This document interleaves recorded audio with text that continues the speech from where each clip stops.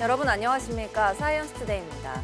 1년 중 낮이 가장 짧고 밤이 가장 길다는 절기, 동지를 맞아 기온이 크게 떨어졌습니다. 이번 주에는 크리스마스도 앞두고 있는데요. 크리스마스에는 막지만 강추위가 찾아올 전망이어서 보온에도 신경 써 따뜻한 연말 보내시기 바랍니다. 오늘의 주요 뉴스 만나보시죠.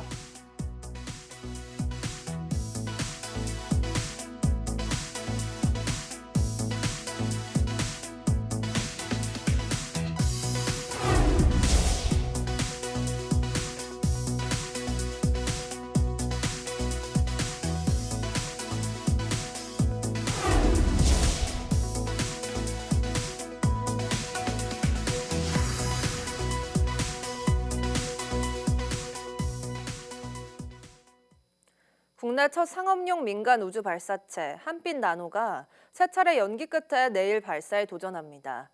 우주 발사체 기업 이노스페이스는 내일 새벽 3시 45분 브라질 알칸타라 우주센터에서 한빛 나노를 발사한다고 밝혔습니다. 한빛 나노의 임무는 브라질과 인도의 소형 위성 5기와 실험용 장치 3기 등 탑재체 8기를 고도 300km에 실어 나르는 것입니다. 한빛 나노는 애초 지난달 22일 발사 목표였지만 장비 이상 등이 감지돼 세 차례 연기됐습니다. 8개월간의 국제우주정거장 ISS 임무를 마치고 지난 9일 지구로 귀환한 미 항공우주국 나사의 한국계 우주비행사 조니 김은 우주 생활 중 김치와 쌀밥, 김 등 한국 음식이 그리웠다고 회상했습니다. 조니 김은 나사의 온라인 기자회견에서 ISS에 있을 때 먹은 음식에 대해 가장 좋았던 건 나를 위한 케어 패키지였는데 가족들이 김치랑 쌀밥, 김 같은 걸 보내줬다고 밝혔습니다. 이어 그건 내가 자라면서 먹던 음식들이었는데 우주에서는 그런 걸 거의 못 먹었다며 집에서 먹던 맛을 조금이나마 느낄 수 있어서 정말 좋았다고 말했습니다. 앞서 조니 김은 자신의 인스타그램 계정에도 ISS에서 추수감사절인 11월 27일 당시 동료 우주비행사들과 함께 음식 준비를 하는 과정에서 햇반과 김치를 소개해 눈길을 끌었습니다. 동짓날인 오늘 영하권 추위가 찾아왔습니다.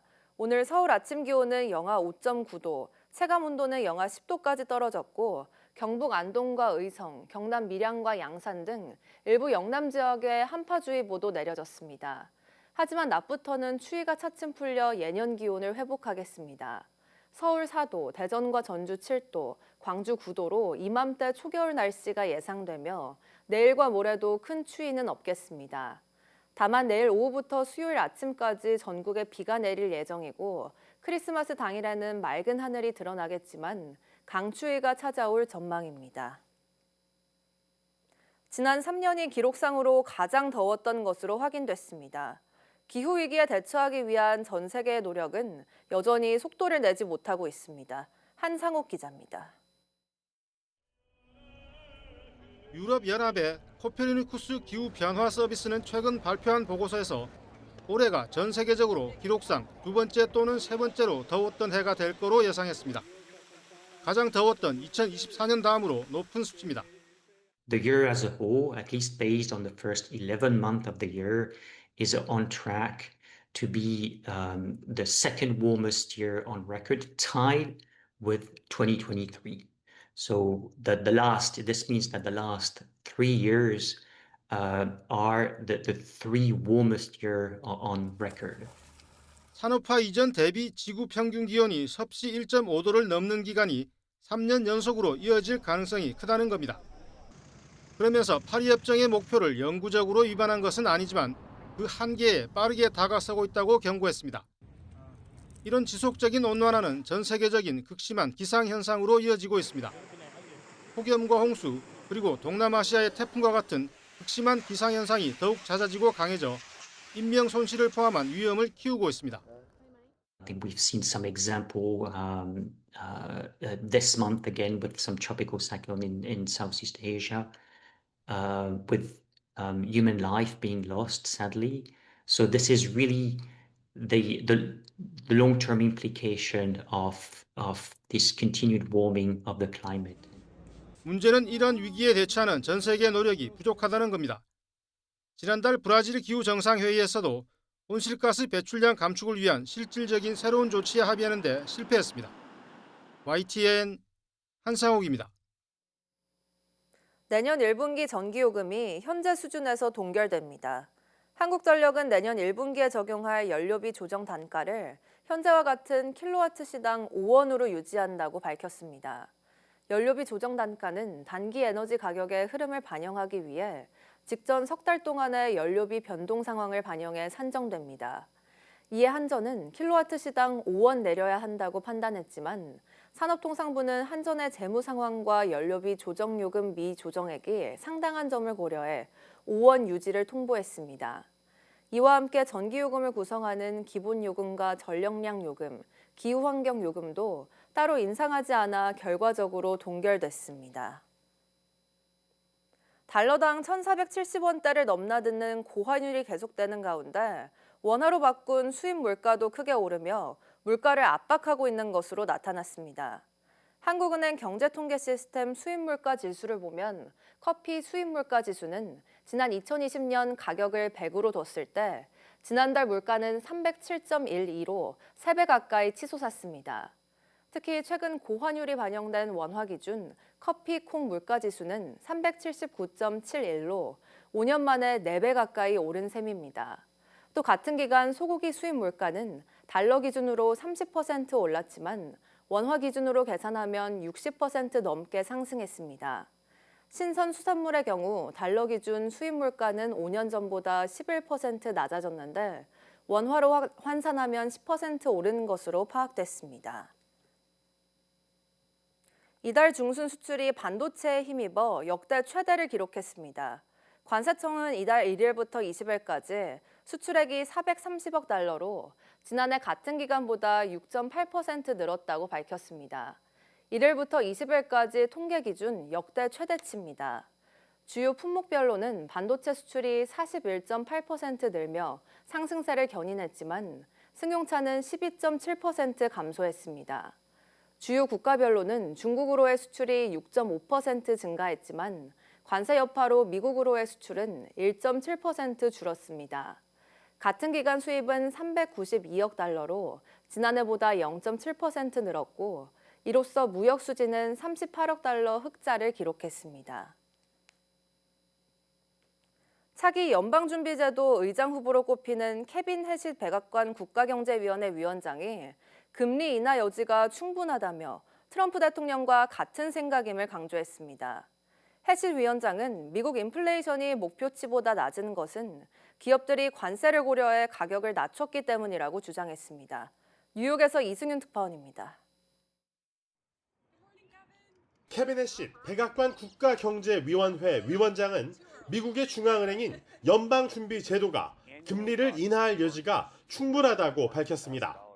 식료품과 에너지를 제외한 근원 인플레이션의 3개월 이동평균치가 1.6%로 연준의 목표치인 2%보다 낮다는 점을 근거로 들었습니다.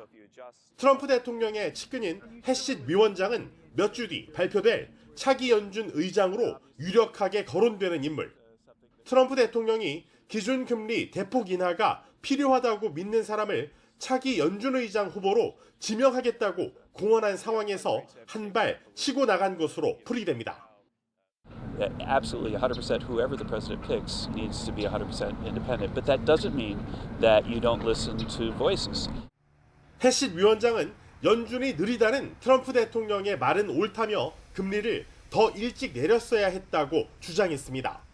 트럼프 행정부의 관세에 따른 비용 증가가 소비자에게 상당 부분 전가됐다는 언론 보도와 관련해선 인정할 수 없다고 반박했습니다.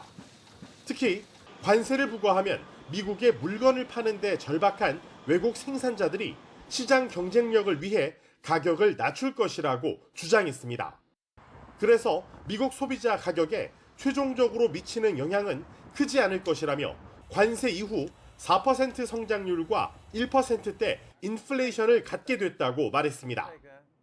하지만 관세 정책 이후 소비 양극화 경향이 두드러지면서 미국 사회에서는 이른바 감당 가능한 생활비가 정치적 화두로 떠올랐습니다.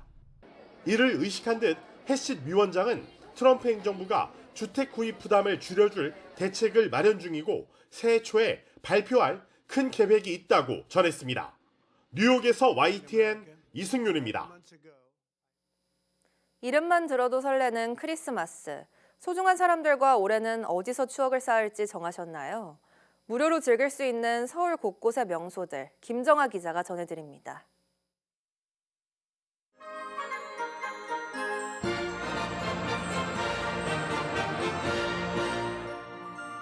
농구장 3개 크기의 백화점 건물 외벽 전체가 크리스마스 파티장으로 변했습니다. 연말이 되면 국내외 관광객들에게 서울의 대표적 인증샷 명소로 알려진 이곳. 올해는 착시기법을 활용한 입체적 영상으로 몰입감을 극대화했고 체코 필하모닉 오케스트라와 협업한 음악으로 품격을 높였습니다. 아날모픽이라는 기술을 사용한 건데 실제 어떤 오브제가 바깥으로 튀어나오는 것 같은 효과를 주는 기법, 그리고 그 안으로도 안에 뭔가 입체적인 공간이 있는 것 같은 기법을 최대한 활용해서 영상을 만들었습니다. 서울 역사박물관 로비에서는 유리로 만든 체코 크리스마스 장식을 만나볼 수 있습니다. 규모가 크진 않지만 100년 넘게 이어온 전통 기술이 정교한 크리스마스 장식품 하나하나를 채우고 있습니다. 19세기에 시작된 체코의 유리 공예품은 저가 경쟁에 밀리다 크리스마스 장식품을 만들며 부활했습니다. 유리를 녹이고 불어 모양을 만드는 섬세한 과정을 인정받아 2020년엔 유네스코 무형문화유산에도 등재됐습니다. 처음에는 그냥 유리 구슬만을 만들어서 수출을 하게 되었는데 이게 값이 좀 저렴한 제품들에 밀리다 보니까 이런 재고들을 좀 처리하는 방안들을 고안하게 되면서 크리스마스 장식으로 변화해서 산타에게 소원을 비는 걸까요? 반짝이는 트리 옆 아이 뒷모습에 절로 미소가 새어나옵니다. 소복이 쌓인 눈을 밟으며 행복한 한때도 보냅니다. 한겨울의 크리스마스를 테마로 인기 일러스트 작가 3명이 풀어낸 겨울 풍경입니다. 태블릿을 활용해 그린 디지털 그림이지만 동화 속 크리스마스 온기가 가득합니다. 함께 사진도 찍고 추억도 쌓고 수능을 마친 고3 친구들은 오랜만에 마음의 여유를 느껴봅니다. 겨울 감성이 넘치는 이런 그림들과 함께 수능 끝나고 이런 여유로운 시기를 잘 보낼 수 있는 것 같습니다. 생각보다 크리스마스 분위기가 너무 잘 느껴져서 좋았던 것 같아요. 눈 오는 장면에 대한 그림들이 되게 예뻤던 것 같아요. 백화점 야외 광장에서 열리는 크리스마스 마켓도 오후 4시까지 무료로 즐길 수 있습니다. 광화문 광장 전체를 스크린처럼 활용한 서울라이트 광화문은 인근 마켓과 함께 서울의 대표적 크리스마스 명소로 올해도 시민들의 눈길을 붙잡습니다. 세계 최대 규모의 비정형 건축물인 동대문 디자인 플라자 외벽도 연말 감성 가득한 새 옷으로 갈아입었습니다.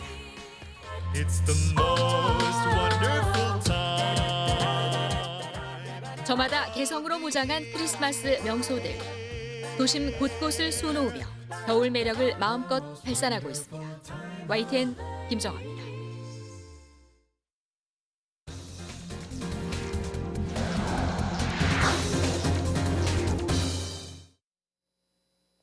한국소비자원은 SK텔레콤의 정보 유출 사태와 관련해 1인당 10만 원 상당의 보상을 지급하라고 결정했습니다. 소비자원 소비자분쟁조정위원회는 지난 18일 집단분쟁조정회의를 열고 이같이 결정했다고 밝혔습니다. 소비자위는 SKT 해킹 사고로 개인정보가 유출돼 소비자의 피해가 발생한 사실이 인정된다며 SKT의 보상 책임이 있음을 확인했다고 설명했습니다. 구체적인 보상안으로는 SKT가 각 신청인에게 5만 원의 통신요금 할인을 제공하고 제휴업체에서 현금처럼 사용할 수 있는 포인트 5만 점을 지급하라고 말했습니다.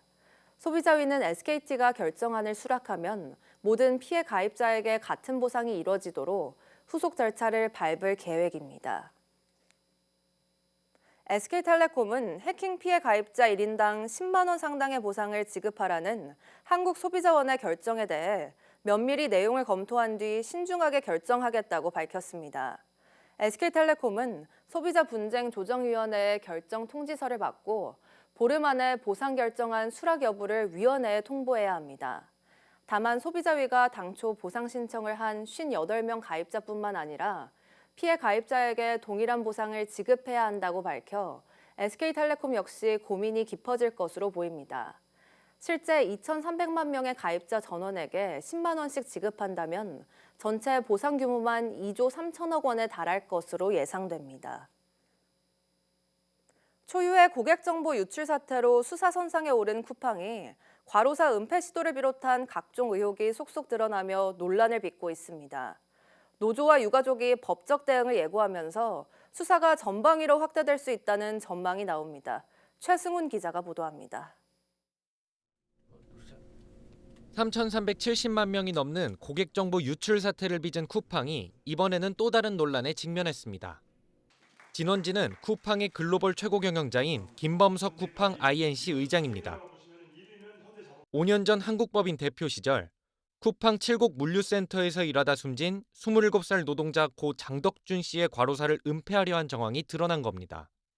김 의장은 당시 개인정보 보호 담당 임원에게 열심히 일했다는 기록을 남지 않도록 하라고 지시했는데 과도한 노동에 시달린 증거를 없애려 한 대목으로도 풀이됩니다. 또 코로나19가 한창이던 2020년 쿠팡 물류센터에서 집단 감염이 발생하자 언론 플레이를 시도했던 정황도 확인됐습니다. 정체를 숨긴 채 외신에 쿠팡에 유리한 정보를 뿌려 감염을 직원의 개인 탓으로 몰아가려 한 것으로 의심되는 부분입니다. 쿠팡 측은 해임된 전 임원의 왜곡된 주장이라며 반박하고 있지만 I'm looking at this right now that you're showing to me, and this looks like something that may have been claimed by an executive who was terminated 5 years ago for gross negligence and incompetence. 노조와 유가족 측이 고소고발을 예고하며 쿠팡을 겨냥한 수사가 전방위적으로 확대될 가능성이 커졌습니다. 쿠팡은 현재 노동자 취업 제한을 위한 블랙리스트 작성 의혹과 이번 대규모 정보 유출 사건으로 각각 수사를 받고 있습니다. 경찰은 참고인 조사와 압수물 분석에 주력하고 있는데 조만간 쿠팡 관계자들을 줄소환할 것으로 보입니다. 의혹의 정점인 김 의장에 대한 조사가 이뤄질지가 관건인데 미국에 체류 중인 김 의장이 자신은 글로벌 CEO라며 국회 청문회마저 패싱한 만큼 경찰의 대응이 주목됩니다. YTN 최승훈입니다. 미국에서 쿠팡을 상대로 주주 집단 소송이 제기됐습니다. 대규모 정보 유출 사실을 알고도 공시하지 않아 투자자들이 피해를 입었다며 법적 대응에 나섰습니다. 권준기 기자입니다. 쿠팡을 상대로 집단 소송에 참여할 주주를 모집하는 로펌의 신청 사이트입니다. 지난 8월 6일부터 최근까지 쿠팡 주식을 보유한 주주는 누구나 참여할 수 있다고 안내하고 있습니다. 지난주 미국 캘리포니아 북부 연방법원에 집단 소송을 낸 뒤 내년 2월까지 참여자를 추가로 모으고 있습니다. 소장을 보면 한국 역사상 최대 규모의 개인정보 유출에도 쿠팡이 제대로 공시하지 않아 투자자들이 피해를 입었다고 지적했습니다. 지난달 18일 개인정보 유출 사실을 인지하고도 한 달이 지나서야 미국 증권거래위원회에 알린 건 4영업일 내 공시 의무를 위반했다는 겁니다.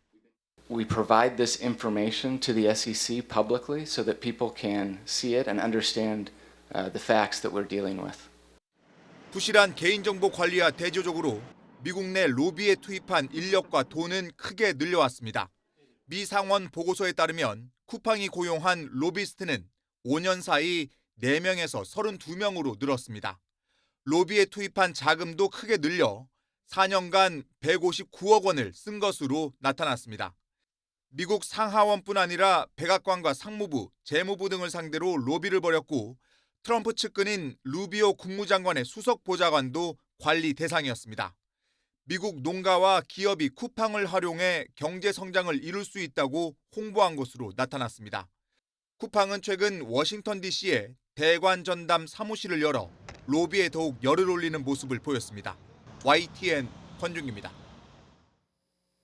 영국에서 건강한 50대 남성이 매일 다량의 카페인이 들어간 이른바 에너지 음료를 마셨다가 뇌졸중으로 쓰러져 논란입니다.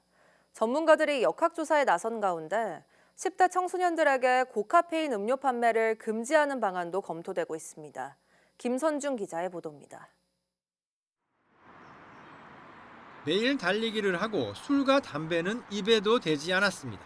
늘 건강을 자부했던 54살 영국 남성은 하지만 갑자기 혈압이 크게 오르며 뇌졸중 판정을 받았습니다. 매일 마신 에너지 음료 8캔이 문제였습니다. The main way that these energy drinks have their effects is through caffeine and other stimulants. Now, these can have those effects on multiple parts of the body. They can increase the heart rate, the blood pressure. 이 남성이 마신 에너지 음료에는 160mg의 카페인이 함유되어 있었습니다. 어떤 음료는 500mg의 카페인이 들어있기도 했습니다. 차나 커피와 비교해도 월등히 많습니다. 영국 보건부는 하루 카페인 섭취량이 400mg을 넘지 말 것을 권장합니다. 많아야 커피 2-3잔 정도인데 이 남성은 매일 권장량의 3배를 마신 겁니다. 전문가들은 이번에 영국 의학 잡지에 실린 남성의 사례는 특히 10대들에게 더 경고의 의미가 있다고 말합니다. Teachers who are seeing the impact of caffeine on behaviour and concentration. And of course, lots of these drinks are not just high caffeine but high sugar. So in terms of childhood obesity, there's a real challenge. 영국 정부 조사에 따르면 15살 이하 청소년 3명 가운데 1명은 매주 1캔 이상의 에너지 음료를 마셨고 특히 10만 명가량은 매일 1캔 이상 마신다고 보고됐습니다. 영국 정부는 고카페인 에너지 음료의 청소년 판매 금지를 추진하고 있습니다. YTN 김선중입니다.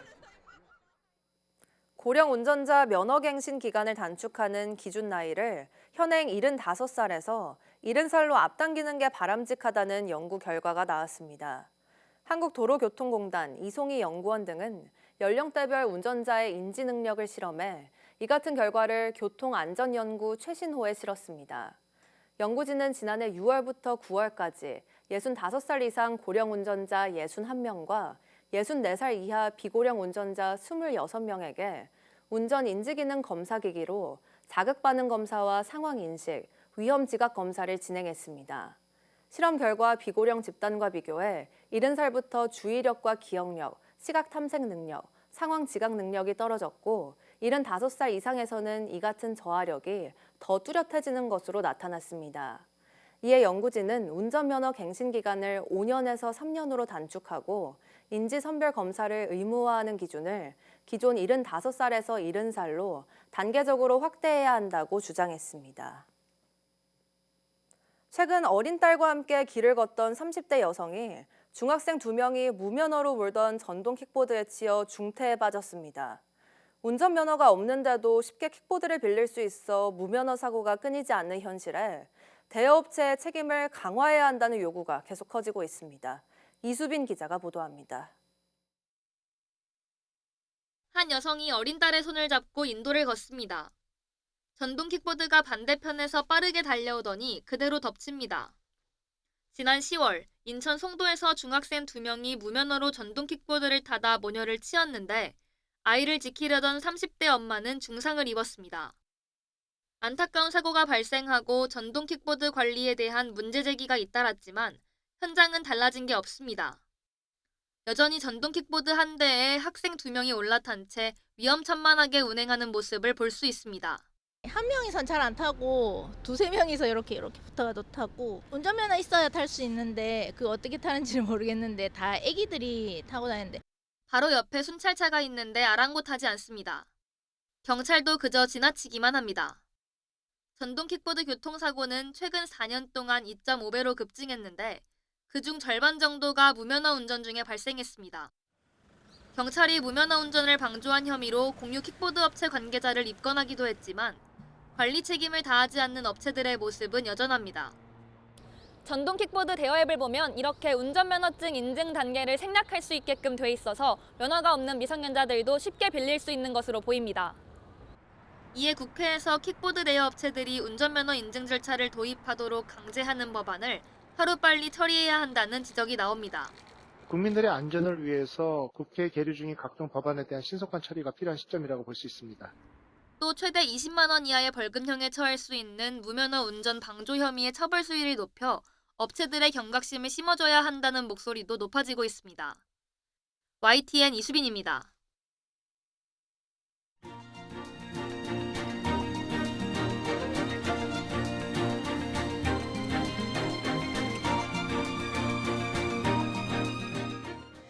12월 22일 오전 사이언스 투데이 마칩니다. 오후 뉴스도 많은 시청 바랍니다. 시청해주신 여러분 고맙습니다.